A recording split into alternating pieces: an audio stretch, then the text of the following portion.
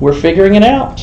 It's live, just like Saturday Night Live. Things can happen. This is just the cold open, yeah. It's cold open, very cold, very cold. No Baldwins involved, I promise. Okay. Should I start over? Yeah. All together? Yeah. Oh, that was so good the last time.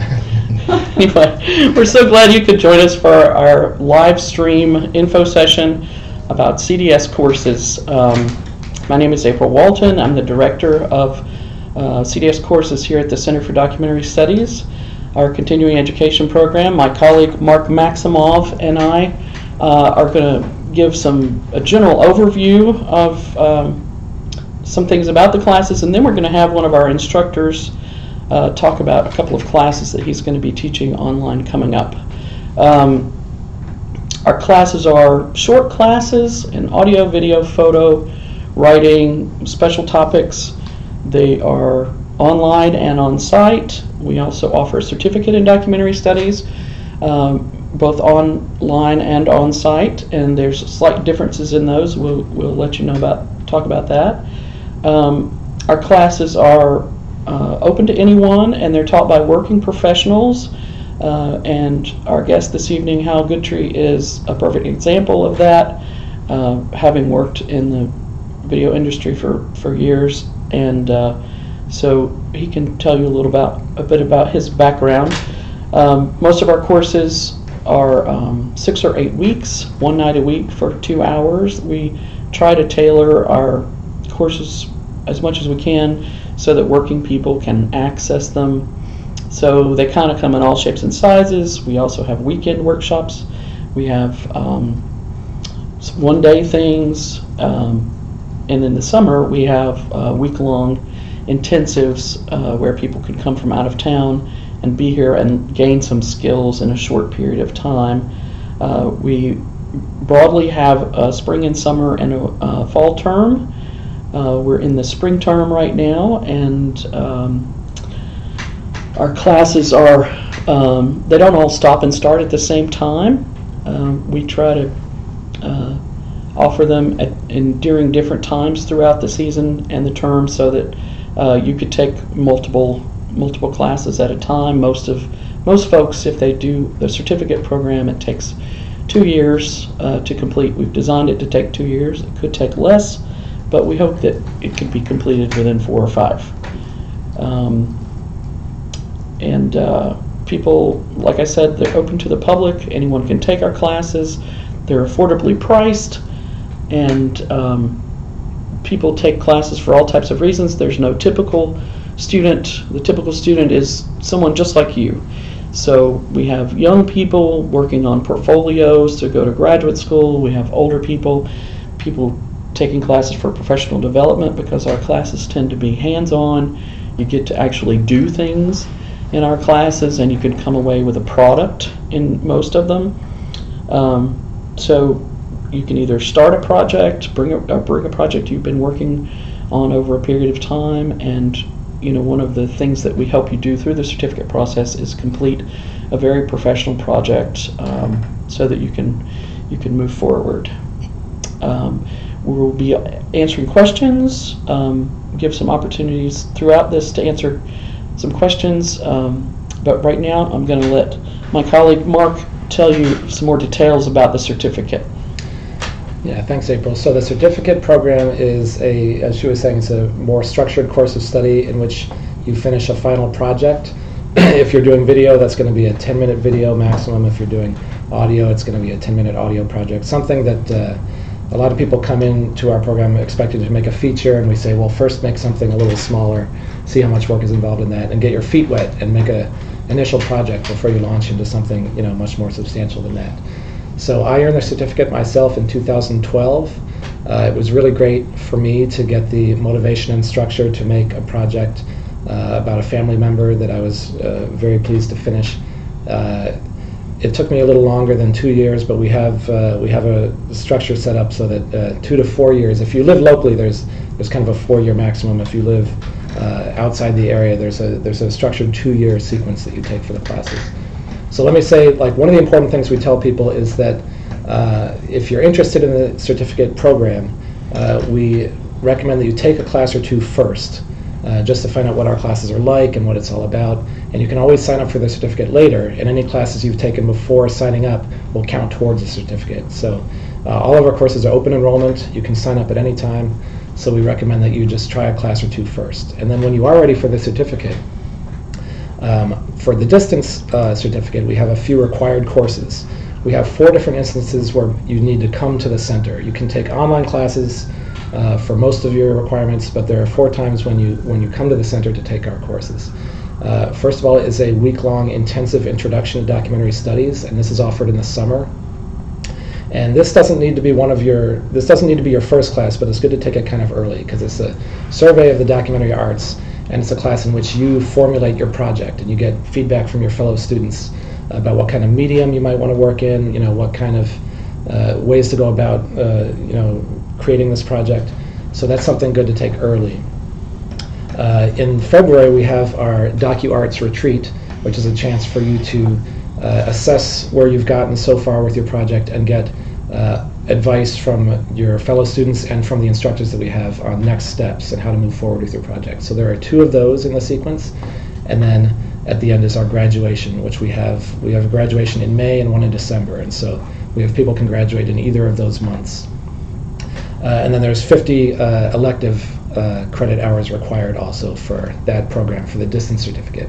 And when we say 50 credit hours, know that our credit hours are basically, it's measured in the hours that you're in a class.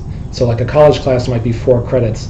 Well, that would be a 4-hour class in our program. We have short workshops that are 4 and 5 hours. But so 50 elective credits ends up usually being about 4 classes, depending on what you take. Or you could take a summer intensive that kind of knocks them all out at one time. We probably have a few people. We've got 17 people on this live stream. There may be a few people who live locally in Durham. If you live locally, we have the local certificate in documentary arts. That's structured similarly. In that case, there are 112 total credit hours required for the certificate. And you start with either the intensive introduction to documentary studies in the summer, as I described, which is that 1-week course, or you can take in the spring or the fall, you can take the introductory seminar in documentary studies, ethics and practice, and that those 2 are equivalent. And then you take up to something like 60 or 70 elective courses, and then at the end you take the projects course, which can be in any medium. That could be video, audio, or photography. We haven't had enough students to put together a projects course, but that may come in the future. And then when you're ready to graduate, you take the final project seminar, and it's a course where you put the finishing polish on your project in order to graduate in December or May. So if you have questions about the certificate, we'd be happy to answer them. We're happy to counsel students on what classes they should begin taking or what classes they should take next. We're always here to answer questions about that. And we'll take questions at the end of this session too. We're going to have Hal Goodtree is going to speak next about a couple of his classes. He's teaching 2 online classes this term. The first one starts a week from today, and that is a guide to smartphone filmmaking. That's an online course. And then a little later in the term, he's going to be teaching an online night photography course. So now we'd like to turn things over to Hal.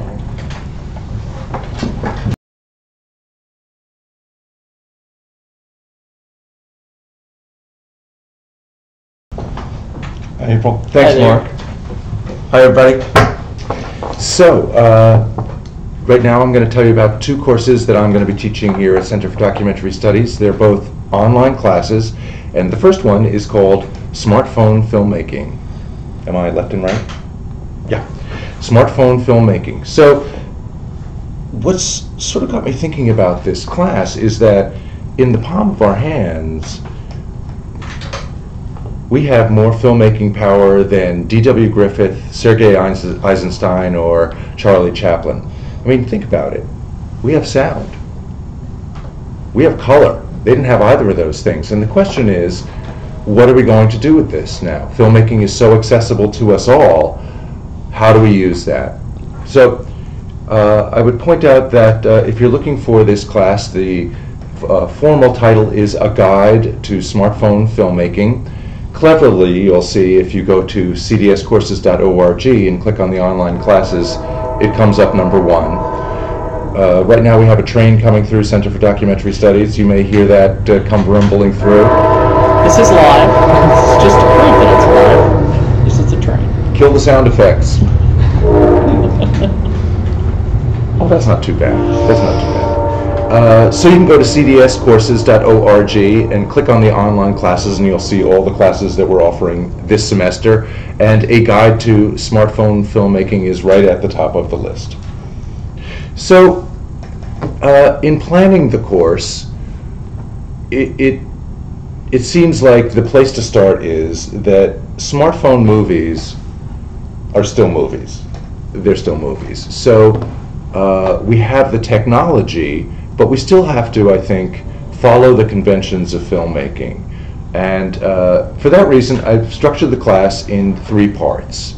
So each class session will have 3 different sections, and the first one I'm calling The Language of Film. So it isn't just about how do we use a smartphone to make movies, it's about how do we make movies with a smartphone. We'll start with the language of film.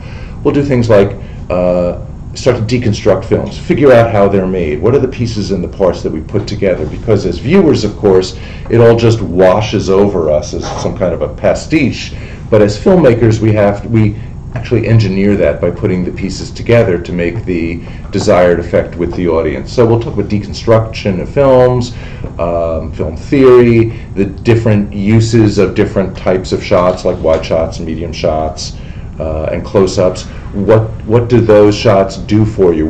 In what situations would we use the different kinds of shots, and how can they help us tell a story? And we'll also talk a lot about audio. I think in a lot of film programs, audio is a little bit neglected, but as they say in the business, 50% of what the viewer sees is the soundtrack. So we're going to talk a lot about the different aspects of elements of filmmaking in this module, The Language of Film. In every class, we're also going to talk about smartphone production. So this is kind of the gear section. Microphones you can add to your smartphone, lights, stabilization devices, different kinds of mounts, lenses, and finally in the module on production, we'll talk a little bit week by week about editing picture and sound. I think the ratio is 1 hour of shooting leads to about 5 hours of editing. So you're going to spend a fair amount of time thinking about and doing the editing part, and I just want this course to help you get to a place where you can do the work and not be figuring out how to do the work.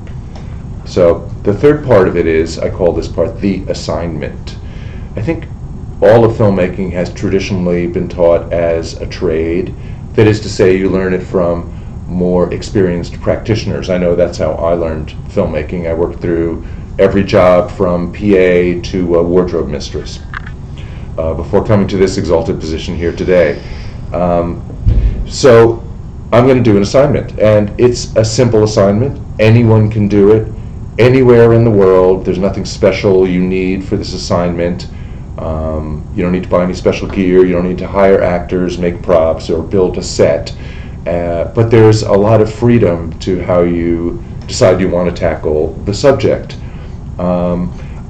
What's involved here, I think, is I want to pretend in this module of the class that I'm an executive producer and you're all the assistant producers, and I'm going to give you an assignment, and then I'm going to help you with the process of how to make that happen.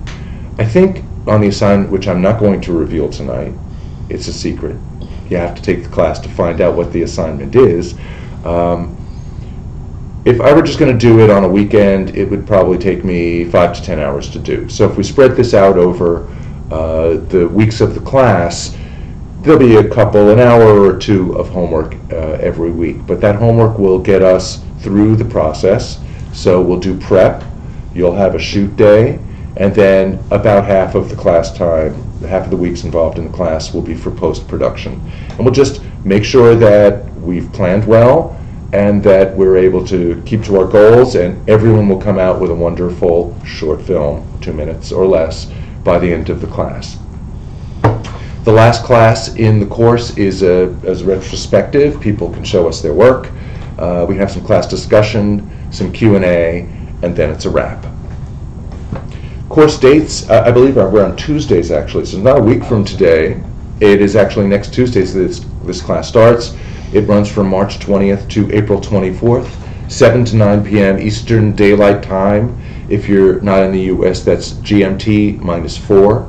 And you can find more information about the class and register at cdscourses.org. Don't forget to look for a guide to smartphone filmmaking right at the top of the list.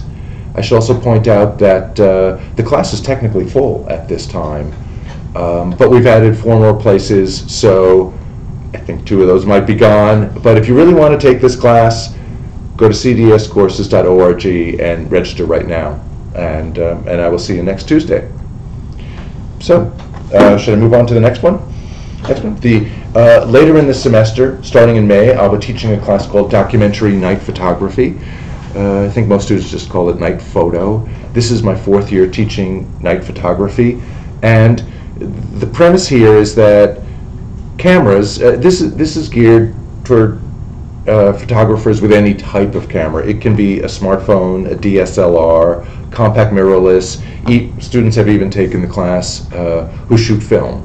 But the premise here is that the ability of our cameras to see into the dark has just increased tremendously in the last few years, and you see more and more photographers working in the night.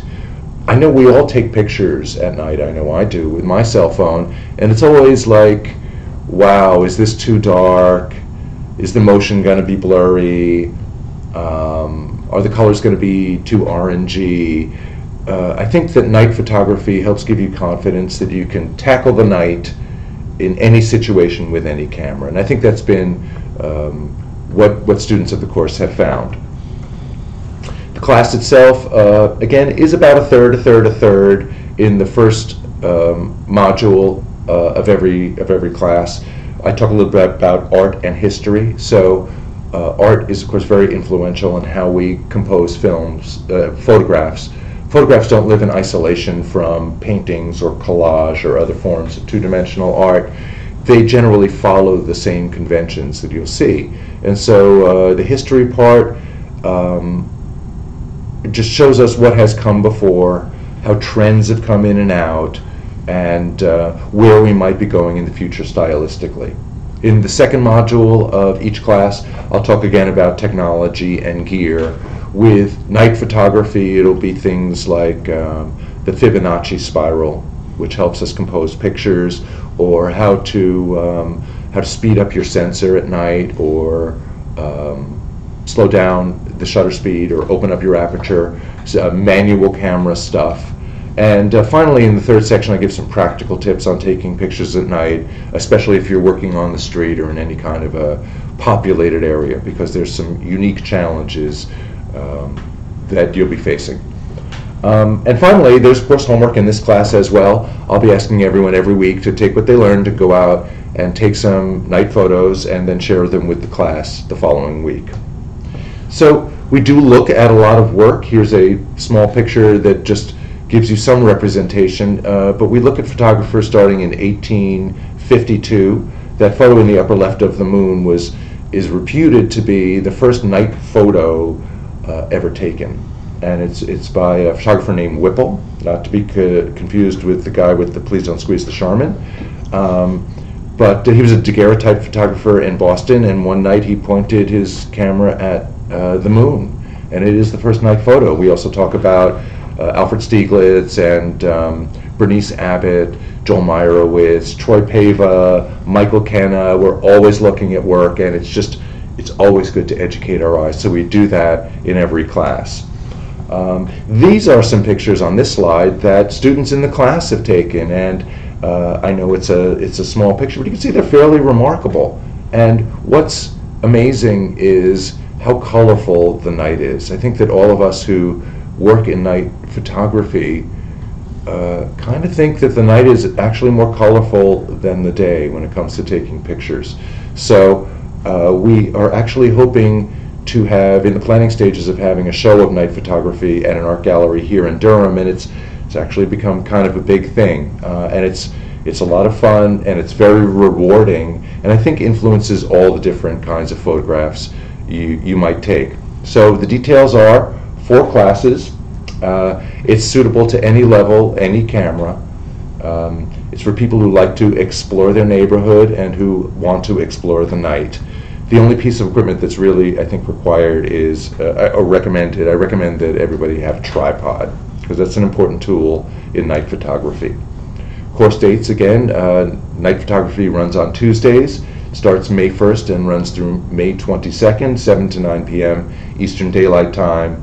You can find documentary night photography at cdscourses.org. I think that's it for me.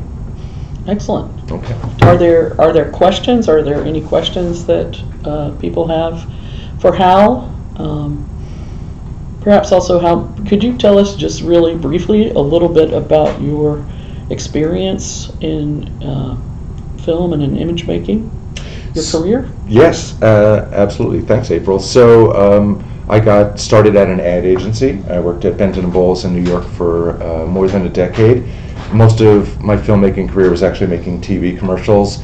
I've made documentaries, comedies, westerns, space movies, animation, things with pets, things with other types of animals. Virtually every kind of film that could be made by man. I think I've made about 500 TV commercials in my career. Had the privilege of working with James L. Jones for 4 years. I was on staff of the National Football League. I did the national campaign for the New York Times.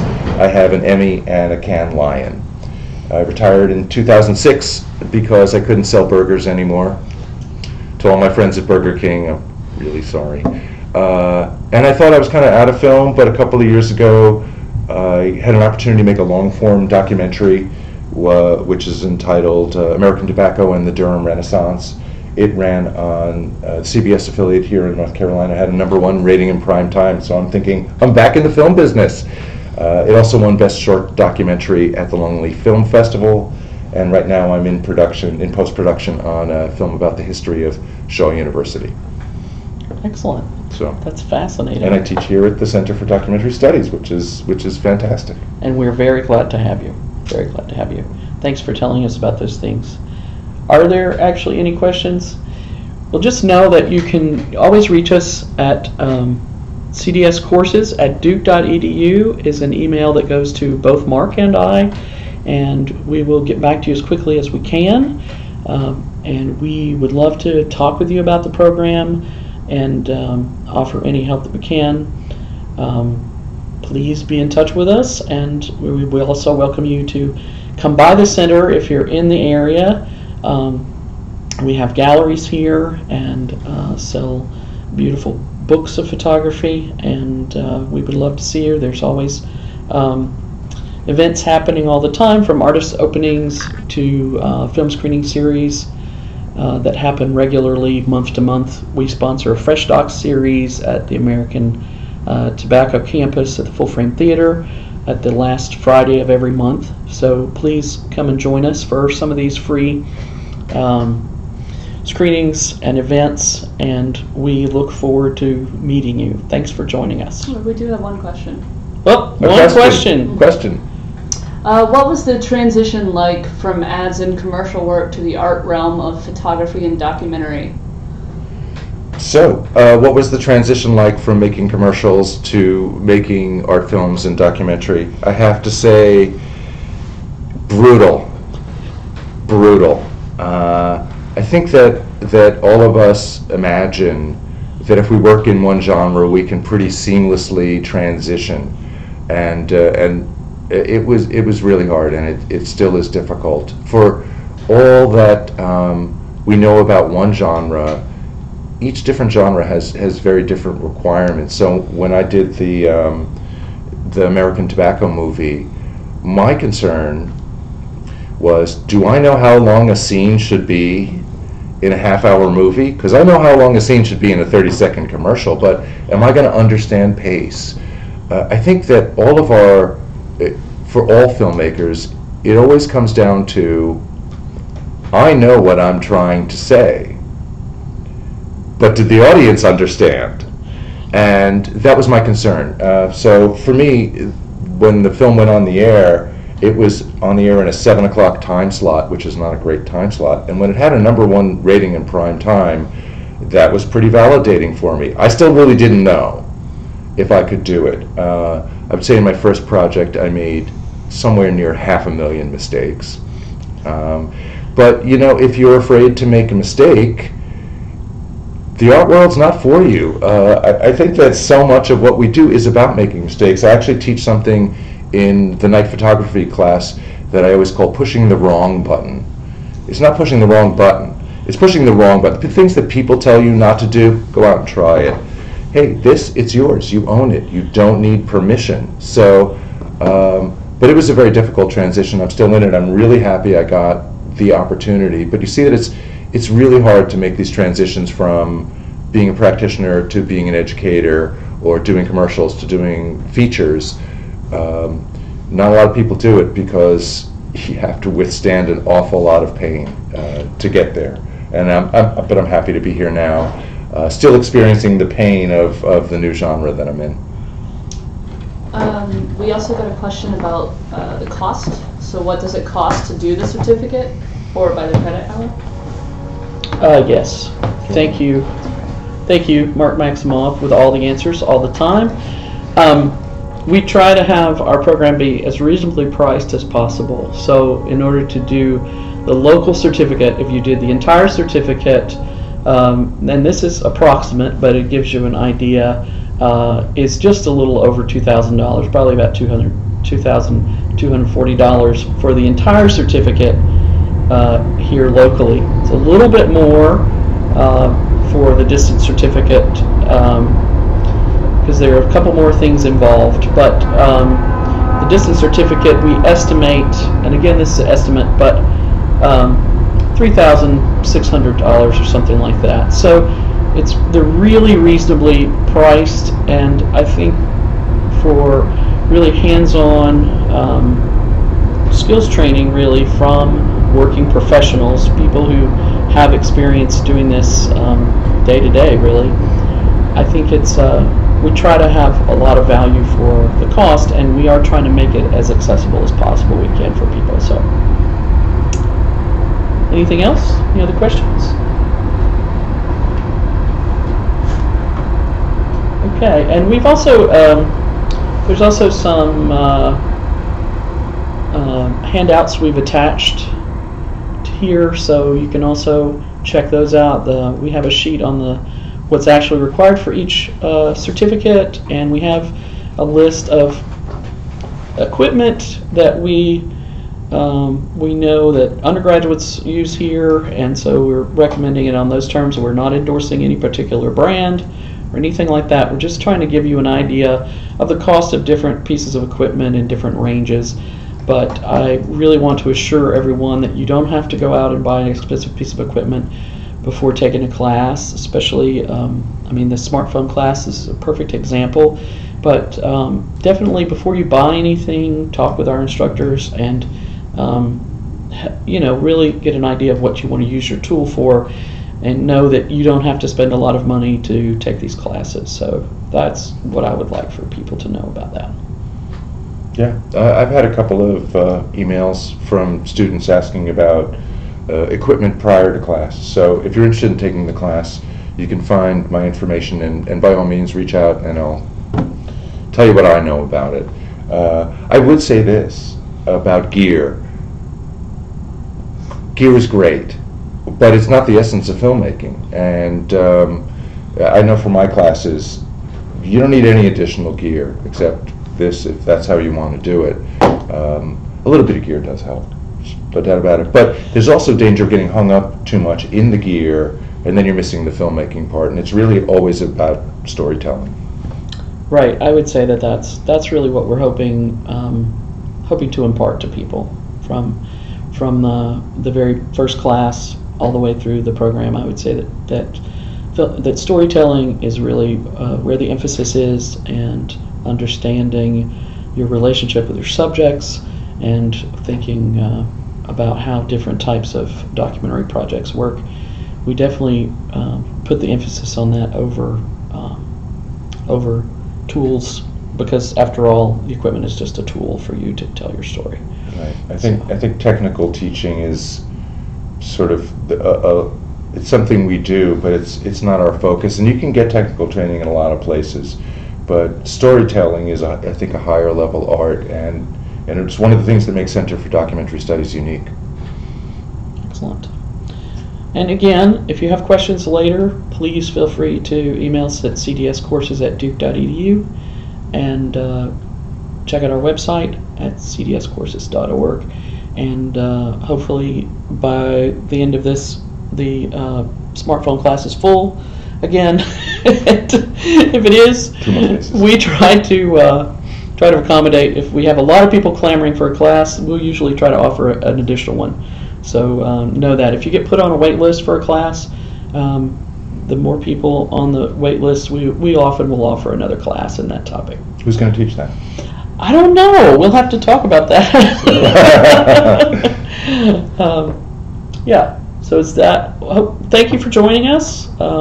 Appreciate it, and hope that you'll come by the center and see us, or give us a call, or send us an email.